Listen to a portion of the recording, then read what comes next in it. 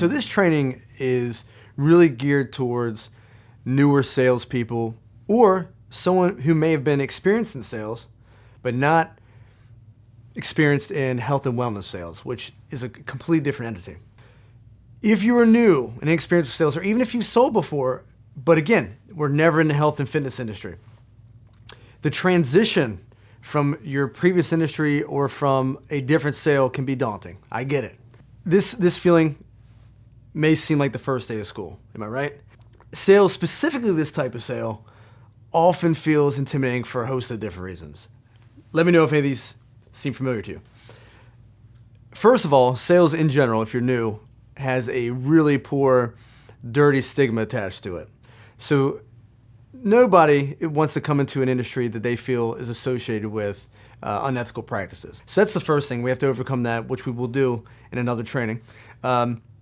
Even if you have experience with sales, you may have not done it in the health and wellness industry. As I'm going to explain to you, this is quite a bit different than selling in other industries where I've come from as well. So I understand this transition very, very well. There's also a thought that, at least for some of you, that it's very intimidating to get in front of somebody that you don't know and talk about something that you're not quite comfortable with yet. And even if you are comfortable with it, you may not be a people person yet. We're going to change that. I want you to know up front, it's very important, that you can absolutely do this. I've seen people from all walks of life transition very well from where they came before, and even people that didn't think they'd be cut out for it, if they took the time to really learn and take the time to have a mentor and take the time to read books and take the time to do role plays and get your mind straight, you can absolutely pull this off. Even if you don't think you're a people person, you don't have to be an extrovert to do this. Any of the preconceived notions that you might have, listen to this first before you think you can't do this. I know a lot of people that had no idea that they'd wind up in this field. There was something completely different for them than they'd done in the past. They wanted to do this for a little change up, and what they found is a lot of them came into it and just wanted temporary work, and what they found is they fell in love with it, and it was a passion for them, and that was it, and they just took off. I've known a lot of people that had an extreme aversion to the idea of selling until they learned what it was really about, and that it wasn't about any of those negative things. And then once they got their feet wet, they found it profoundly satisfying. So really the key is taking that old paradigm and shifting it to, hey, look, I'm helping a lot of people find solutions for what's causing them pain. And it's a much different mindset than somebody that thinks they're taking advantage of someone. So ultimately what I'm trying to express to you is, don't be afraid. Don't let fear of this transition keep you from taking a stab at it, because what you're going to end up finding is, for like a lot of people, it's actually going to be a lot of fun. It's going to be very rewarding, and you're going to help a lot of people doing it. You've never done it before. So what? Embrace it. This is going to be a new challenge for you, and I promise you it'll be worth the wait. You don't have a whole lot of experience. You probably do and don't know it. So, for example, you may not think you have a lot of experience with sales, but a lot of people have been waiters and waitresses. A lot of people have been bartenders. A lot of people have been hostesses. A lot of people have done guiding people on a tour, for example. A lot of these things are the skills necessary, or at least the basic fundamental skills that are necessary to be a great salesperson. Maybe you've only sold other services. I've been there. But the point is, you still have some experience with it. You'll be just fine. If the mere mention of sales, the term sales freaks you out, we're starting with a very disempowering psychology, and we're going to have to transition to a much more empowering one, again, which we will do. What you're going to find is this field is going to tend to pull you into it once you get past the acclimation period. Now, the acclimation period, just like anything else, is going to be challenging at first, but again, you're going to find it extremely rewarding, and it's going to be good challenging. It sounds like a lot of work, but actually, it's very similar to your first couple weeks maybe in a new fitness program, right? Yeah, you're sore for the first couple weeks. Yeah, you're not real comfortable. You might feel kind of dumb at the gym. You don't really know what to do quite right away. But you will, and you know it's worth it at the end. And once you get past the first couple weeks of the trial period, it gets easier, exponentially easier as you move towards your goal. The rewards are coming. That's all I'm trying to tell you. The rewards are coming. Be patient. If you love fitness and health, it's a no-brainer that you can transition for any type of sale or any industry. The passion is first. If you're passionate about it, if you believe in what you're selling, which is, hey, I'm somebody that works out, I'm somebody who enjoys fitness, I'm somebody who, goes to massage therapist or goes to a physical therapist or believes in acupuncture. If you're somebody that believes these things, if you believe what you're selling, it's a natural transition. You won't have any problem whatsoever because that is the fundamental baseline foundation. That's everything. So to be effective in sales, the number one criteria is to be passionate, as I've just said, and believe in what you're selling wholeheartedly. Natural enthusiasm. The rest of it, the skills and the technical aspects of selling, will come in time. So again, be patient. The key for this type of person is to stick with it long enough to become proficient at it so that you're confident in your abilities and you start reaping the rewards out of it. Again, you're not going to get in shape in 2 or 3 weeks, are you? You're going to be sore, yes. So if you're going to quit, when's it going to happen? Is it going to happen in 6 months? No, it's going to happen in the first 3 weeks of the first. Same thing here. It's going to be sticky for a while. Don't give up. You'll be just fine. Once you get to a certain level, this level's a little different for everybody, but it becomes a fun game. It's like a chess match with yourself and with the other person that you're trying to sell, and I mean that in a positive way. So it becomes a mental challenge. So every day is going to be stimulating. Every new sales presentation is going to be interesting in some way. So there's a lock that they have. Your job is to unlock that and figure out exactly what this person needs to help them help themselves. That's all it is, okay? If you're concerned with your lack of experience in sales or in the health and wellness world, don't be. Again, if you're passionate, you can be good at it. Odds are that you've done this sort of thing before. Were you a flight attendant? Were you a waitress? Were you a bartender? Have you had to upsell anything? If you worked in a salon or a spa and you had to offer them products afterwards, same thing.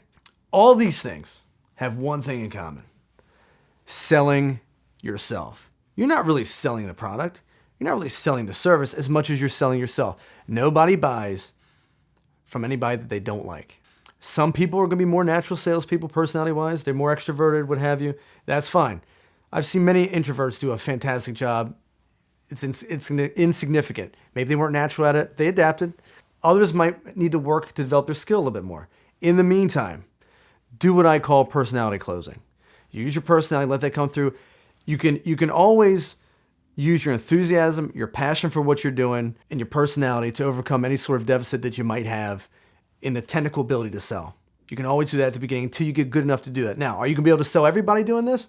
No, because you're going to be limited in some way. But that's where I come in. That's where this program is going to help you develop these skills and help you take it to the next level. If you couple the enthusiasm aspect of it and the passion with it, then you add the skills of listening, active listening, being able to read people, then you're halfway there. Then it's just about adding new layers, okay? Ultimately, we will have to develop the technical skills, but that's what this program is about. Now, you're probably asking yourself, well, Jason, how long will this learning curve take? How long will it take you to get to your goals of getting in shape? That's up to you. How much work are you willing to put in? How much extra reading you're willing to put in? How many sales presentations are you willing to take? How excited are you about it? That's what's going to matter. Do you have a mentor? Is somebody helping you? Are you watching the training videos? Are you implementing them? If you do, I promise you it's going to be it's a difference between somebody eating poorly and trying to work out and get in shape and somebody who's actually doing all the things necessary to be the best they can be. This is going to be like anything else. So the more time and effort you put into it, the more mental effort that you put in, the quicker you're going to learn it. In fitness sales and health and wellness sales, it takes roughly 1 year of performing, I'd say 3 to 5 presentations per day to get good enough, not good enough to sell some people, but good enough to sell anyone. It's going to take you roughly that long. It takes it's kind of freaky. It's about 1 year. But if you do that every single day or at least 5 days a week and you take at least 2 to 5 sales presentations a day, you will get good enough, assuming that you're learning from every single experience, of course, you will get good enough to sell anyone, okay, especially with the aid of the program. That's the goal. Any place, any time, any person, any background, you're able to sell because you understand all aspects of it. You have the enthusiasm, you have the passion, you know what you're selling, you know your product, you know your service, and now you have the technical sales skills to implement as well. Then you're golden, and then you can sell anybody, any place, anytime, and that is ultimately the level that we're trying to get to. So just to reiterate, you cannot rely on personality closing alone for too long. I mean, you might have the best personality in the world. You might be very attractive, and that helps as well. But ultimately, to be able to sell everybody and anybody at any time, you have to develop these skills. So don't rely on that as a crutch to get you by. Be constantly evolving, constantly learning, adding new layers. That's the key. Learn this program. There are key elements in this program. Take notes. Watch one, implement it the next day. Watch another one, implement it the next day. Take notes. Go back to it as a constant resource. It will help you, I promise. Always a good rule of thumb, find a mentor. Take somebody that's better than you. That's the key. They have to be better than you. And use them as a mentor. Pick their brain. Be annoying. Okay, tell them, I'm going to be annoying. I need to learn more. Trust me, anybody that's worth anything as far as a mentor is going to appreciate that. Especially if they're your employer, a boss, a manager. They're really going to appreciate that effort. And if they don't help you, then you might have picked the wrong place to work. When I personally was new in the health and wellness field, like other rookies in the environment, it was very difficult to get quality leads because I was new. I wasn't getting anything. I had to earn my stripes, if you will. Again, it was a little daunting. I was given very few leads. In fact, I was giving no good leads at all. Okay, I had to scrape those myself. So I was getting bottom of the bucket leads. And they didn't want me squandering the potential good leads, which makes a lot of sense. And if you're an owner or a manager, it's very wise. And we'll talk about this in other segments. It is not wise to give great leads to somebody who's new. You're just squandering them. And if they get anything out of it, it's not going to be something of high value. And you're probably doing a disservice to your clients because they're not getting the best service because you have somebody new working with them. Now, again, I was getting given very crappy leads. But because I had to go chase and do the work to scrape up my own leads, it made me a better salesperson, ultimately. I wouldn't be the salesperson today if I didn't have to go through that, okay, I got to find my own leads. These are really crappy, or some people would deem them as crappy leads. I didn't because it wasn't my mindset. My mindset was anybody in front of me is a good lead. I'm going to turn that into something. I was given leads so it would earn me experience, and that's a great way to see if somebody's really interested in becoming a great salesperson or if they're going to naturally weed themselves out. So if you're an owner or manager, sort of keep that in mind. And if I could learn from these experiences of people that were very difficult to sell, then when I got really good leads, or quote unquote what is considered a good lead, not only would I sell it, right? But then I'm going to get a tremendous value out of it. I'm going to offer tremendous value to the client, and then therefore I'm going to get back tremendous value in return in the form of a higher valued package, if you will, that I'm selling. So if I can learn to close these really tough leads, the easier ones are going to be quite a bit easier. So the mindset is there's only opportunity. Keep that in mind. There's no poor lead. That's a rookie salesman's mentality. All leads are great. Just get them in front of you. I want you to take the mindset of you want to prove yourself. You want the opportunities. You don't care if they're not considered good leads. You're not going to whine about it. You're going to learn from it, and this is going to ultimately make you, big picture-wise, a much greater salesperson. One of my mentors, when I first got involved in fitness sales, okay, so I was just a typical salesperson. I wasn't a manager yet. I wasn't anything. I'm just coming there as a new job. And he noticed that I had done sales before, and he also noticed that he thought I could get away with personality closing for a while. So until you get good enough, that was his advice, use your personality to close deals. And I closed my first one, just so you know. And so what was funny was I couldn't close on anything else because I didn't know the price points well yet. I wasn't familiar with the product and service and how that individual club did things, okay? And I didn't understand the nuances of this type of sale. But again, in the meantime, I overcame that, and I would use takeovers. In other words, I would go out and get help, and then come back and learn from it. And then afterwards, when I didn't know why I didn't close somebody, I didn't just settle with, I didn't close them. I wanted to know why. What was their concern? Was it money? Was it spousal? Was it commitment? What was it? And then I needed to learn, okay, what could I have done differently? So I would go to my mentor and say, okay, what could I have done differently? And then we would role play. And I did this for every single person I didn't close. I didn't rely specifically on somebody to take me out of it. I wanted to be self-reliant. I'd only ask for help when I needed it. But when I needed it, I wasn't ashamed to go get it. Guys, don't be afraid of utilizing the TO, which means takeover. TO, takeover. All that means is you're having a hard time closing it for whatever reason. You've done your due diligence. You've gone through the sales process in the right way. You haven't skipped steps, but you need a little help to close the person. So you step out of the office using whatever excuse you have to use and walk out. You bring in a more experienced veteran, or even sometimes it's just somebody different. It doesn't even have to be better than you even sometimes. It's sometimes all it takes is somebody to meet somebody, a different perspective, different angle. That person was right on the edge anyway if you did a really good job. And then what they did was they reiterate a lot of the same things that you have already said. And that person's like, oh, well, this is the second person given this credibility. Okay, that's all I needed. Bam. Sometimes that's all it takes. If you're not utilizing a TO and you're not closing very well and you're new, you need to utilize the takeover and let somebody help you sometimes. Don't use it as a crutch. That's a different thing. But there's no shame in getting a little bit of help and then learning from that and talk to your mentor afterwards and figuring out, okay, what could I have done differently there? Why did I miss that? Why aren't I not closing it? Why do I need so many takeovers? If we do not possess the technical skills yet, we've already talked about the enthusiasm and passionate part of it. It also doesn't mean, just because you have those technical skills developed yet, that you can't have a rock-solid foundation of the knowledge base for your product or service you're selling. You can't sell if you don't know what you're selling and if you don't believe in it. So you have to understand what you're selling, why it's going to benefit your client, and are you going to use it yourself? Do you believe in it? If you don't use it yourself, don't sell it. You have to know what you're offering your client and how it benefits them. Health and wellness sales are quite a bit different than other forms of sales. Okay, so for example, you're not walking your client out, or your client is not walking out of your facility with a big TV or a new car that has nice new car smell. They're not doing that. They're walking out smelly, actually, and they stink. That's not going to happen. What they are walking out, though, is hopes and dreams. The sizzle, not the steak.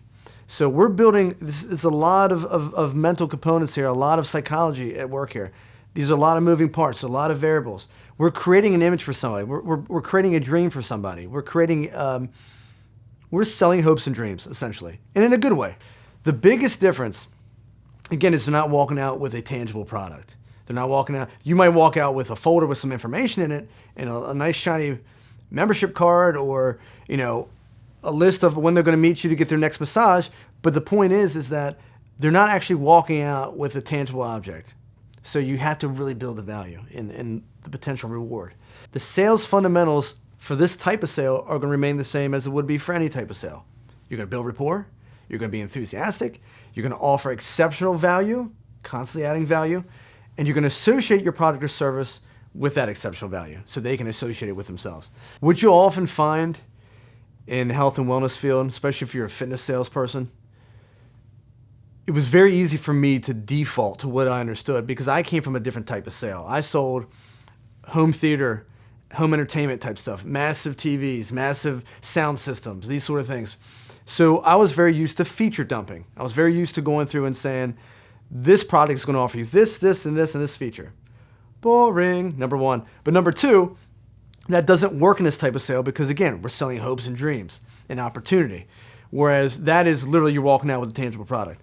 You'll find that you'll naturally default to sort of feature dumping sort of scenario, which you don't want to do, okay? I was selling the gym itself. If we're talking about fitness facility, it could be a chiropractor's office, it can be a spa, it could be a studio, like a yoga studio, whatever you're selling in the health and fitness world. If you're selling the facility itself, you're already off on the wrong foot. You're selling yourself, you're selling health and fitness, you're selling, value, but you're selling hopes and dreams. You're not selling a tangible product. You're not selling the gym itself. That's a rookie mistake, and we'll talk about that more in the future. Also, we're going to talk about this in great detail later on, but we're not into price points. Okay, so a lot of times when you're in a different sale, oh, we're running this sale, we're offering this, and this today, and we're not into that. That's not selling, that's clerking, that's just offering a price point. Anybody can do that. That's not offering any value. That's not assigning any value to your product or service. I don't care what the price is. It can be $1,000, it can be $500, it can be $2. I'd rather be $1,000. My point is that I don't care what it is, I'm going to sell it. I'm going to sell it at the price point that offers the best value to the client. We sell the sizzle, not the steak. That's very important for our realm of sales. We're not selling the tangible products. We're selling all this other stuff around, the excitement, the emotion, the enthusiasm, what they're going to look like. We're going to take away their pain. If you're tired of looking this way, we're going to take care of that. We're always selling commitment. Anytime we're offering a membership or something that's long-term, that's committed over a period of time, working out in itself is what? It's a commitment, isn't it? So what is it going to be like for them to commit to our services? It's also a commitment, so that mirrors it. So if they're not committed to it, we have not done a good job of selling value. And this is why during my sales presentations, I'm constantly talking about committing to, if it's the gym, fitness and health. I'm constantly going back to that, constantly. If I ever find a time where I'm not able to really connect with my client and it seems like I'm having a hard time closing at the end, almost every time it can be traced back to not selling on fitness. And we'll talk about that more later. Or not selling on value or not selling on commitment. Which brings me to my next point. We are always selling on value. Value. I don't care about price. I care about value. Ultimately, at the end of the day, they buy us. They're not even buying our services. They're buying us. Again, no one buys from somebody they don't like. So if they like you, even if they were thinking about going to a different venue to purchase these services, if they like you enough, you're like, you know what? That's a tipping point. That gym over there, or that therapist in that massage therapist at that facility, I don't care. I like this one better. Even though I like that facility, but I like this person better. And the person's always going to be the priority. Ultimately, I want you to know that you can do this. I know it feels like the first day of school now. Maybe it's a little challenging for you. Totally normal. You might be new to sales. It might be a new niche of sales for you. But I assure you, you can do this. You might have just opened up your own massage studio. Okay? You might manage a gym. You might own a health club. Regardless, you're looking to improve your sales performance for your entire staff and for yourself. The program is designed to help you specifically with this type of sale. Use it. Put in the effort. Watch the videos. Implement them right away. And you're going to learn every single time you try a new lesson that, wow, that's a little new distinction I didn't know before. That's a new nuance I never picked up before. And then it becomes natural. And then it's just part of your presentation before you know it. I want you to feel when you're finished this that you're able to completely and confidently sell and promote your business. And not only if you own a gym or if you own a health club or you own a studio, I want your staff to feel the same way. So not just you can only do so much. You have to have your entire staff on board with the same sort of sales philosophies as you have. So I don't want you to just feel confident. I want you to feel exceptional. I want you to know that you can walk into any room, anywhere, any point in time and sell anything. That's the idea. That's the level of confidence I want you to have. I want you to be able to walk into any presentation sort of naturally, playfully, organically, compel and excite your prospects to really invest in your services, right? And not only are they investing in it because you've done a great job of presenting it, but they believe in what you're selling because you believe in it, right? That you fully, organically, and genuinely believe in what you're offering them to help them to provide a solution for whatever they're lacking. And probably most importantly, I want your prospects and your potential prospective clients to be completely satisfied with the products and service you offer them and the service that you're giving them. I want them to feel thrilled when they leave you and think, wow, you know what? That was a much greater experience being a key word, than what I've experienced ever before. That is the key to your business, and I want them to recommend your service to others. That's the idea. And this is the key to growing your business exponentially.